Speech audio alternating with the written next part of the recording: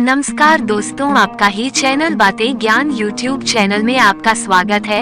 इस चैनल के द्वारा भक्ति, ईश्वर कथा, पौराणिक कथाएं, प्रेरक कहानियां और ज्ञानवर्धक कहानियों का विशेष संकलन आपको मिलेगा और आप ऐसे ही ज्ञानवर्धक वीडियो देख पाएंगे। कृपया चैनल को सब्सक्राइब करें, वीडियो को शेयर करें और अपना बहुमूल्य साथ बनाए रखें।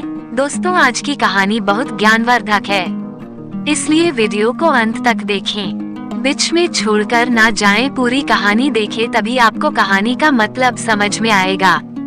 दोस्तों, हर एक कहानी किसी के वास्तविक जीवन से जरूर जुड़ी होती है। हर एक के जीवन में घटने वाली घटना एक वास्तविक कहानी होती जो हमें कुछ ना कुछ जरूर सिखाती है और हमें इससे जरूर शिक्षा लेनी चाहिए। चाहे बचपन की दादी माँ की कहानियाँ हो या वास्तविक जीवन की कहानियाँ, प्रत्येक कहानी से हम कुछ न कुछ प्रेरणादायक जरूर सीखते हैं। ये हमारी प्रेरणा का भी एक स्रोत बनती है और यह कहानियाँ हमारी कल्पना शक्ति का विस्तार करती है। जीवन में होने वाली घटनाओं को समझने में हमारी प्रेरणा का स्रोत बनते हैं। ऐसा माना जाता है कि जैसे जैसे हमारी कल्पना शक्ति बढ़ती है, वैसे वैसे हमारे हाथों की रेखाएं भी बदलती रहती है। इसलिए कहानियों का हमारे जीवन में एक आवश्यक योगदान होता है। तो दोस्तों, इसी बात को समझते हुए मैं आपके लिए ऐसी प्रेरणादायक हिंदी कहानी लाता हूँ और आज की कहानी शिव भगत की है। तो देर ना करते हुए बढ़ते हैं आज की एक नई कहानी, एक नई वीडियो की तरफ।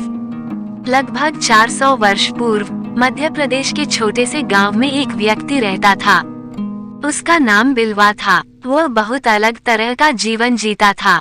वह प्रचंड और तीव्र स्वभाव का आदमी था।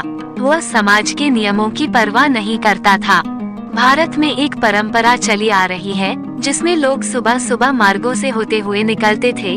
वे सुबह सुबह घुप अंधेरे में अपने नगाड़े बजाते निकलते। वे नगाड़ों की ताल से लोगों को जगाते थे। सहज ज्ञान से अगर उन्हें कुछ दिखाई देता तो वे बता देते, अन्यथा वे प्रभु का गुणगान करते हुए आगे बढ़ जाते। शैव संस्कृति में ये परंपरा विशेष रूप से चली आ रही है, जहाँ इस विशेष कबीले के लोग सपेरे भी होते हैं। बिलवा अपने कबीले का सपेरा था और उसे अपने काम से बहुत लगाव था। ये लोग जीवन को उसके असली रूप में जीते थे। उनके पास किसी वस्तु का संचय नहीं था।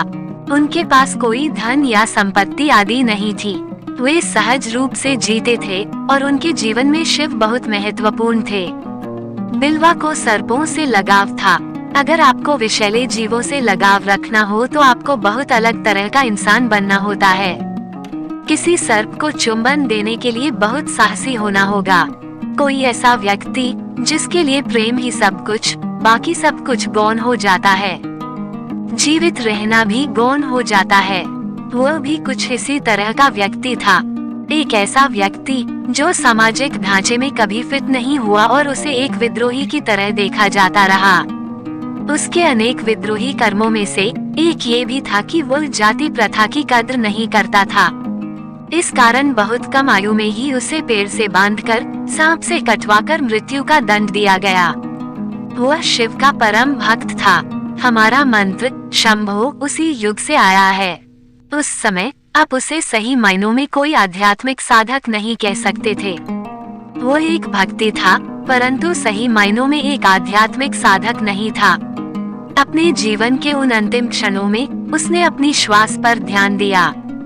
सर्प का विष हृदय तंत्र पर अपना प्रभाव दिखाता है।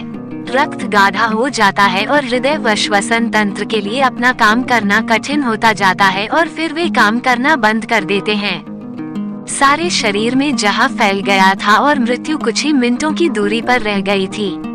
वो उस समय अपने शरीर से जाती श्वास को देखने के सिवा कुछ नहीं कर सकता था। यह एक सजग व सचेतन घटना की बजाय एक संयोग था। यह एक साधना की बजाय एक अनुग्रह था।